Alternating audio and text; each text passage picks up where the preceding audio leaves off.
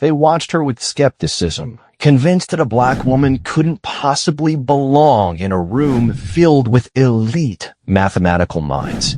But when Linda Cartwright solved a complex problem that even the brightest students from MIT and Harvard struggled to comprehend, the entire auditorium fell silent. For the first time, those who had mocked her were left questioning their prejudices. Stay tuned to see how one woman's brilliance challenges a system built on bias and transforms the way we view intelligence. Today's class was different. A heavy silence filled the room as Professor Linda Cartright entered. She was not a young professor nor a newcomer. Cartright had taught at many prestigious universities, made outstanding mathematical contributions, and was regarded as an intellectual giant in her field. Yet, this was her first time standing at the lectern of this institution, a place where she wasn't expected. Since Cartwright entered, sharp eyes had been following her every move, not out of curiosity or respect, but with skepticism and disdain. The students in this class were not like those in other classes. They were not the ones trying to climb from the lowest rung to find opportunities. Most of them were born at the top, the children of esteemed families destined to become leaders, scientists, or academic geniuses. They grew up in the best schools, taught by the most elite professors, and, more importantly, no one had ever challenged them. Now, a black woman stood before them as their advanced mathematics professor. Ridiculous. In the front row, Richard Whitaker sat with an air of smugness, reclining in his chair, arms crossed, his cold blue eyes locked onto Cartwright with no respect. He was the top student in his class, the son of a famous professor on the board of the school, the one all the other professors favored because they knew one day he would rise to a position of power like his father. He smirked, his gaze dripping with mockery. A black woman teaching advanced mathematics? They must be joking. His words went unchallenged, and laughter erupted from the surrounding seats, shaking heads and eyes full of derision. None of them believed Cartwright had the capability to be there. They didn't have to do anything. They just needed to wait for her to embarrass herself. Cartwright heard it all, the mocking laughter, the impatient stares, as if they were just waiting to see her fail. But she didn't react. She simply walked quietly to the lectern, placed her briefcase on the table, and adjusted her glasses. For anyone else, this atmosphere would be a nightmare, but for Cartwright, it wasn't. She was too familiar with these stares. She was too used to being underestimated before she even opened her mouth, and she knew exactly what to do. Whitaker crossed his arms, leaned back in his chair, and gave her an openly challenging look. "So, Professor, what are you going to teach us today?" Laughter bubbled up from his group of friends. Cartwright didn't respond. She simply picked up a piece of chalk, turned to the board, and wrote a series of complex equations, a system of high-level differential equations with overlapping Laplace transformations, the kind of problem that only the best could keep up with. The sharp strokes of the chalk sliced through the silence. When Cartwright set the chalk down, the lecture hall was once again silent. The once arrogant students looked up at the board, their expressions faltering. They hadn't expected this. They hadn't expected a black professor to be able to write out such a complex problem. But then Whitaker laughed, a cold, mocking laugh. "Interesting, but I have a question for you." He stood up, not to learn, not to absorb, but to attack. "Do you really understand what you just wrote?" Whispers filled the room. Cartwright's face didn't change, but in her eyes there was a fire starting to burn. The game was on. The real battle had just begun. The lecture hall remained steeped in silence after Richard Whitaker's challenging question. No one moved, no one spoke, yet there was a tension in the air like a guitar string pulled taut, just waiting for the lightest touch to snap. The students sitting near Whitaker wore knowing smiles, eager to see the dramatic scene unfold. Cartwright remained standing, unmoved. Her gaze flickered briefly at the board before turning toward the young man standing in front of her. He slowly walked up each step, his footsteps ringing clearly in the silent space. Not in a hurry, not with impatience, but with the confidence of someone who already knows the outcome. "Professor, if we're talking about Laplace transformations, I have a question for you." Whitaker's words were not just a question. His tone carried a calculated carefulness. He wasn't overtly aggressive, but it was clear enough for everyone around to understand that he did not consider Cartwright worthy of an answer. While Cartwright may have been accustomed to skeptical glances, Whitaker was accustomed to praise. He was a genius, or at least that's what everyone told him.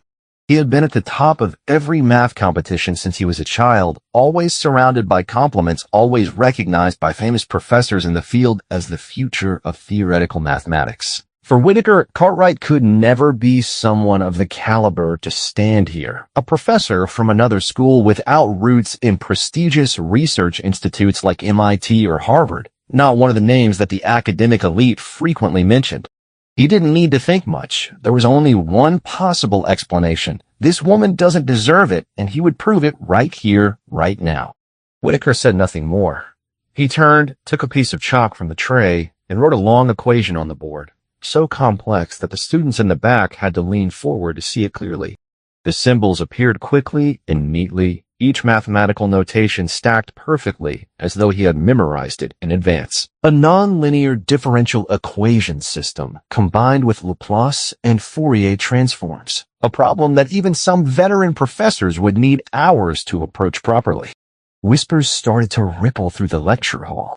Some students smirked, others eagerly nodded, while some shot challenging glances at Cartwright because they knew what was happening. This isn't a question, this is an attack. Whitaker set the chalk down, turned around, and folded his arms across his chest, his eyes gleaming with triumph. Please, Professor. No one in the lecture hall expected Cartwright to solve the problem. They didn't believe in her intellect. They wanted to see her flustered, hesitant, surrounded by helplessness. They wanted to see her realize that she didn't belong there. Some were ready to laugh. Others had snarky remarks queued up in their minds, just waiting for the moment Cartwright made a mistake. But that moment never came. Cartwright didn't change her expression. She quietly walked to the board, glancing over the problem as if it were just a regular piece of text. 3 seconds, 5 seconds, and 10 seconds passed, then she took the piece of chalk. The class fell silent, not because they expected her to solve it, but because they didn't expect her to be this confident. She began writing, no hesitation, no second thoughts. Each stroke of the chalk was neat, clear, and perfectly accurate. The first few strokes made some students frown. The next strokes silenced others entirely. The final lines left the whole lecture hall in stunned disbelief. It only took 3 minutes. Cartwright had solved a problem they thought no one could solve in an hour. Whitaker stood frozen. He couldn't believe his eyes. He tried to find a mistake, but every line on the board was perfect, not just correct, but optimized, better than any solution he had ever known. For the first time, some students exchanged skeptical glances. They had been so accustomed to dismissing Cartwright, but now a terrifying thought crept into their minds. Were we wrong? Cartwright set the chalk down and walked back to the desk, gazing directly at Whitaker. She didn't smile, didn't mock him, didn't need to say a word because the truth was already crystal clear. But she knew one thing. The battle was not over. She understood that people like Whitaker wouldn't stop just because of one small failure. If he couldn't defeat her with this problem, he'd try again. Cartwright was ready. As the class continued, the tension in the room was palpable. Whitaker, feeling the sting of defeat from Cartwright's earlier triumph, was determined to regain his status. He wanted to prove once and for all that he was the best. The atmosphere had shifted. The laughter and mockery that once filled the auditorium had faded, replaced by a sense of anticipation. Cartwright could feel the eyes on her, the weight of their expectations heavy on her shoulders, but she remained focused and composed. "Let's see what you can do with this," Whitaker said, his voice dripping with sarcasm as he turned back to the board. He took a piece of chalk and confidently wrote a new problem, one that was far more complex than before. This time, it wasn't just a challenge, it was a trap. A system of nonlinear differential equations intertwined with advanced calculus concepts that could take hours to solve. The students around him leaned forward, eager to see Cartwright falter under the pressure. Cartwright glanced at the board, taking in the problem with a calm demeanor. She could feel the eyes of the room on her, waiting for a crack in her confidence. Yet she knew that she had prepared for moments like this. As Whitaker stepped back, crossing his arms, a smirk played on his lips. He believed he had her cornered. "If you're really that good, solve this problem without any hesitation," he challenged, his tone sharp and pointed. In the back of the room, whispers erupted among the students, some expressing doubt about Cartwright's ability to handle the new challenge. They had expected her to struggle, to doubt herself, to prove them right. But Cartwright remained unfazed. She stood before the board, her mind racing as she analyzed the problem. The silence was thick, the tension electric. Whitaker, sensing the opportunity to dominate, watched intently as Cartwright picked up the chalk. The moment she began writing, his heart raced. Her movements were deliberate and confident, each stroke of chalk bringing clarity to the chaos of symbols on the board. Cartwright was not simply solving the problem, she was dissecting it, revealing its underlying structure with precision. Minutes passed as she worked, and the atmosphere shifted yet again. The murmurs of disbelief began to rise among the students. How was she doing this? How could she maintain such composure under pressure? Whitaker clenched his fists. He had never felt this kind of fear before. He pushed himself harder, writing faster, trying to keep pace with Cartwright. But the more he rushed, the more mistakes he made. Every time he glanced over at Cartwright, he saw her still writing, her pen gliding smoothly across the paper. There was no sign of panic, no hesitation. She seemed to be in a world of her own, navigating the complexities of the problem with ease. The envy and anger bubbled within Whitaker. He had always been the best, but now he felt threatened. As the time ticked down, Cartwright finished her calculations and set down the chalk. A hush fell over the room as she stepped back, her heart pounding, but her demeanor calm. Whitaker looked at her work with disbelief. He had been so sure she would fail, yet here she was, standing victorious once again. The other students began to exchange glances of uncertainty, their confidence in Whitaker's superiority waning. Whitaker gritted his teeth, unable to accept this outcome. He couldn't let it end like this.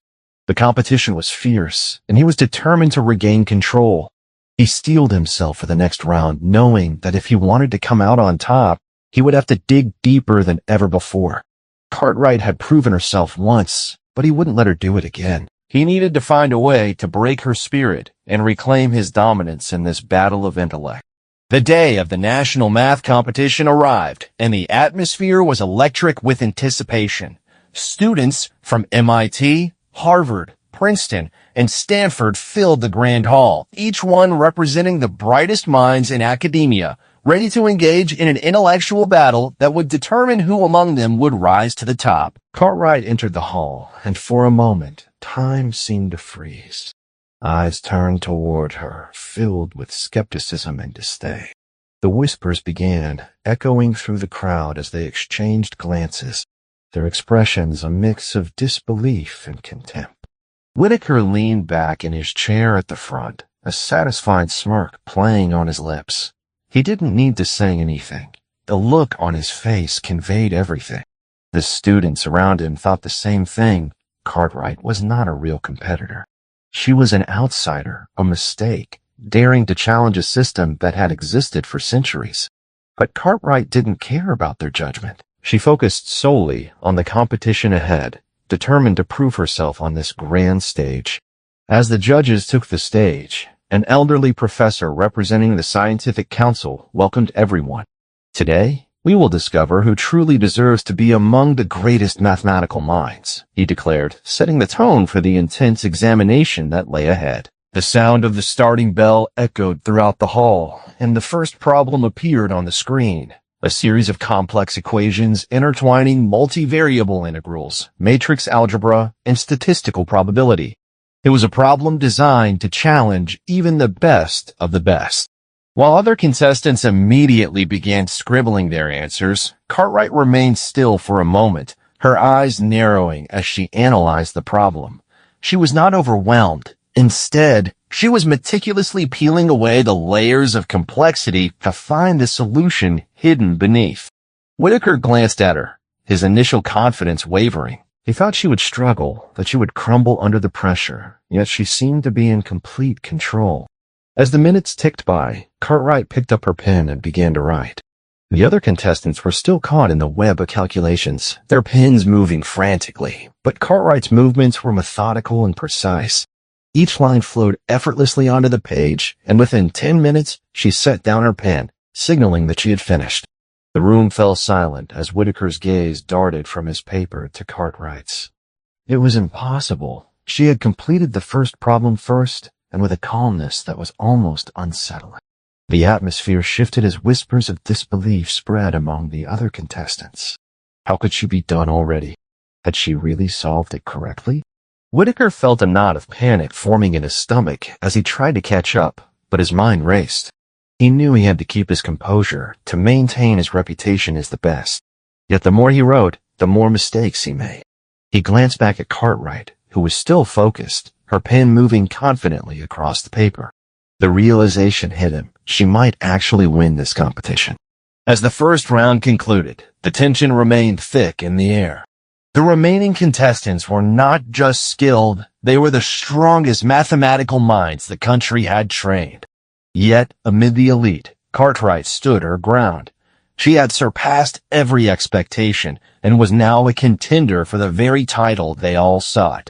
Whitaker couldn't accept this. He had always been the best, the one everyone looked up to. But now, for the first time, he felt threatened.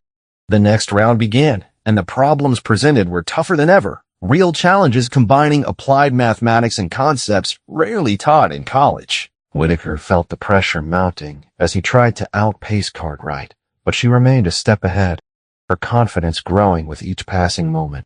The judges watched closely, their expressions shifting from indifference to concern.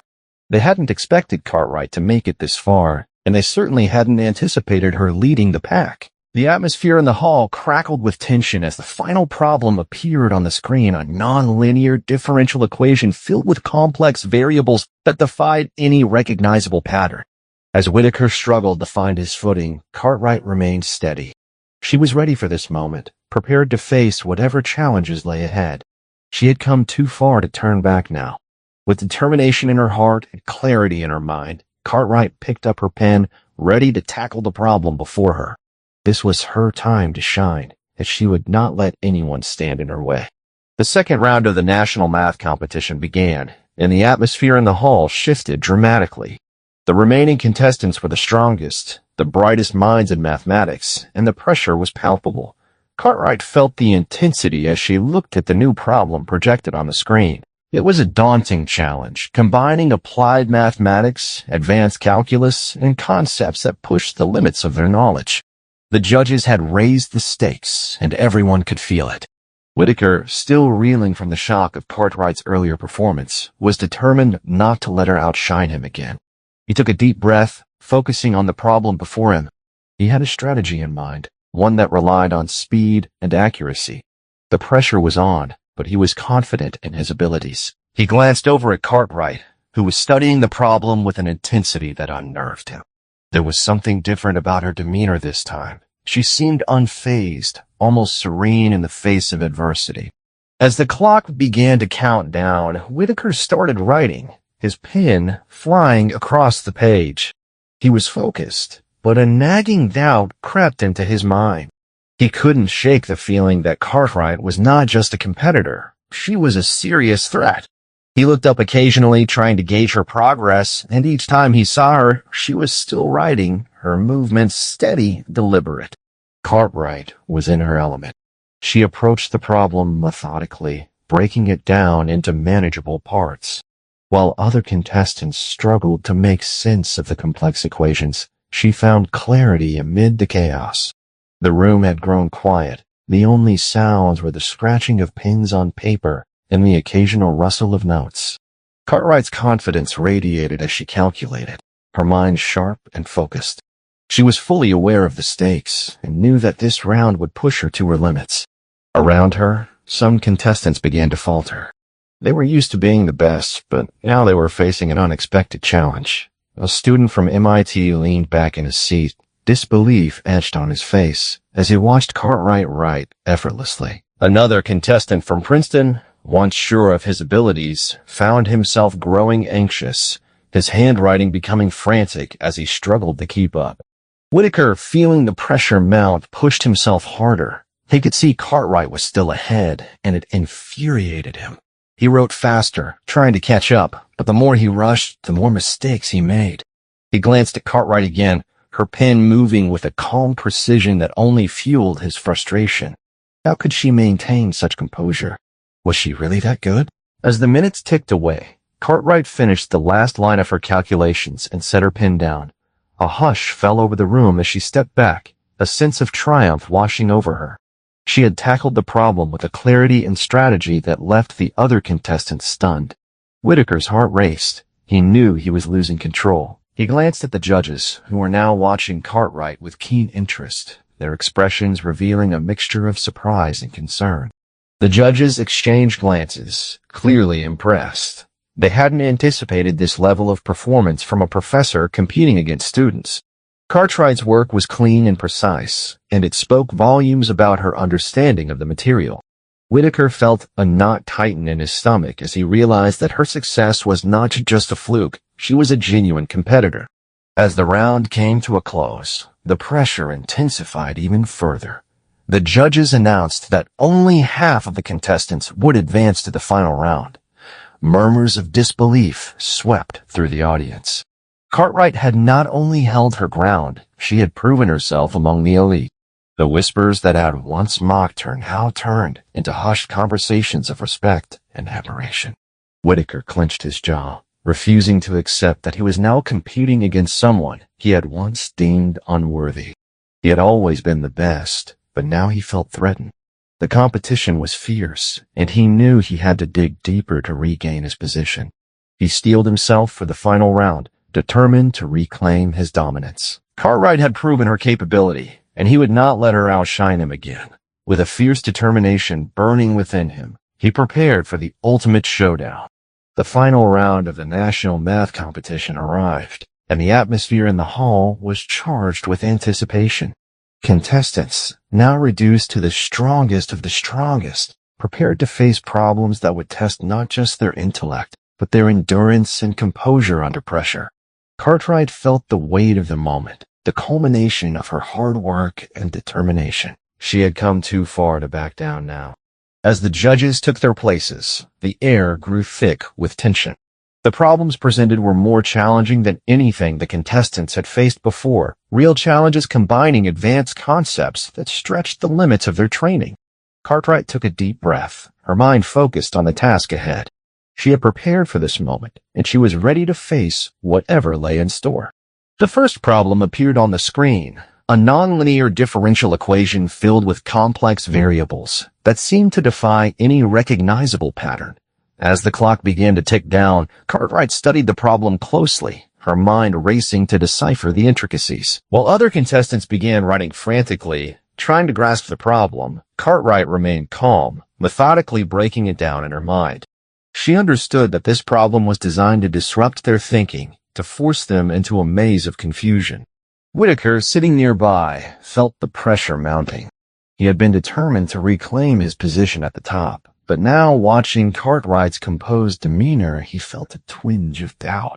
He began writing, trying to keep pace, but the more he rushed, the more mistakes crept into his calculations. He glanced over at Cartwright, who was still focused, her pen gliding smoothly across the paper. It was infuriating. How could she maintain such control? As the minutes passed, Cartwright's confidence grew. She tackled the problem with precision, eliminating unnecessary steps and revealing the underlying structure that others were missing. The other contestants were beginning to feel the weight of the challenge. Some were fidgeting, their brows furrowed in concentration, while others set their pens down in frustration. Meanwhile, Cartwright worked steadily, each line of her calculation more precise than the last. Whitaker's frustration turned to desperation as he struggled to find the right path through the problem. He watched as Cartwright continued to write, her movements fluid and confident. The realization struck him. She was not just solving the problem, she was doing it with a finesse that was unmatched. Anxiety gripped him. He needed to regain control. The competition was not just about mathematics anymore. It had become a psychological battle. With the clock ticking down, Cartwright completed her calculations and set her pen aside. She had finished first, and as she stepped back, the room fell silent. Whitaker stared at his paper, panic rising within him as he realized he was still working through the problem. The judges began to circulate, examining Cartwright's work with keen interest. Their expression shifted from indifference to astonishment as they recognized the brilliance of her solution. Time seemed to stretch as the judges deliberated. Cartwright stood quietly, her heart racing but her demeanor calm. She could feel the eyes of the audience on her, a mixture of disbelief and respect swirling in the air. Whitaker glanced over at her, his expression shifting from frustration to fear. She had done it again. She had proven herself in a way he never thought possible. The judges finally announced that the round was over, and they began to reveal the results. Cartwright had not only completed the problem correctly, but she had also done so with remarkable clarity and precision. The applause began slowly at first, hesitant claps that soon grew into a wave of appreciation. The audience could no longer deny her talent. She had earned their respect. Whitaker felt the ground shift beneath him as his world began to crumble. For the first time, he realized that this competition was not just about winning, it was about challenging everything he had ever believed. Cartwright had shattered the preconceived notions of who belonged in this arena, and he was left grappling with the reality that he had underestimated her. As Cartwright absorbed the applause, she knew this victory was more than just a personal triumph. It was a statement, a declaration that intelligence knows no boundaries and that anyone, regardless of background, can rise to the top if given the chance. With each round, she had fought not just for herself, but for all those who had been overlooked or underestimated. The final showdown was not just about math. It was about breaking barriers and redefining what it meant to be a true genius. As Cartwright stood in the spotlight of the grand hall, the atmosphere around her had transformed. The once skeptical murmurs had faded, replaced by genuine admiration from her peers. The judges had announced her name as the winner, and the applause rang out like thunder, echoing off the walls. It was a moment she had worked tirelessly to achieve, but it was about more than just winning a competition. It was about changing perceptions and challenging the status quo. The applause began to swell, and Cartwright took a moment to absorb the realization of her victory. She had faced the top mathematical minds in the country and emerged triumphant. But as she surveyed the audience, she could see the mixed reactions on the faces of her fellow contestants. Some were congratulatory, while others wore expressions of disbelief and resentment. Whitaker in particular sat rigidly in his seat, his expression a mask of defeat and confusion. He had always been the one in control, the one others admired, but now that control had slipped away from him. Cartwright's heart swelled with pride as she accepted the accolades, but she remained grounded. She understood that her victory was not just a personal achievement. It was a powerful statement against the biases and prejudices that had long existed in academia. She had proven that intelligence is not confined to a particular race or background, and that anyone, regardless of their origins, could rise to greatness if given the opportunity. As she stepped down from the stage, the applause continued, and students approached her, their eyes filled with newfound respect. One student from Princeton, once skeptical of her abilities, spoke up. "You're not just the best in this competition. You might be the best I've ever seen." Cartwright smiled, acknowledging the compliment, but in her heart, she knew that this was just the beginning. Her journey was about more than math. It was about inspiring others to believe in themselves, to challenge the norms, and to break through the barriers that society had placed before them. The next morning, as Cartwright entered the lecture hall, the atmosphere had shifted dramatically. The once mocking smiles had disappeared, replaced by eager, attentive faces ready to learn. The students who had doubted her now sat up straight, their eyes focused on her as she walked to the front, ready to teach. She took a piece of chalk and began to write a new problem on the board, not to prove herself, but to educate and inspire. "Today, we will continue the lecture as usual," she announced, her voice steady and confident. There was no need for her to remind them of her victory. It was already etched in their minds. This time, there was no skepticism in the air, only a shared commitment to learning and growing together. As the class progressed, students began to engage more openly. Questions were asked, ideas were shared, and the collaborative spirit in the room flourished. Cartwright smiled as she noticed a hand rise tentatively, a student eager to understand a complex transformation step. This was the moment she had envisioned, where knowledge transcended barriers and everyone felt valued.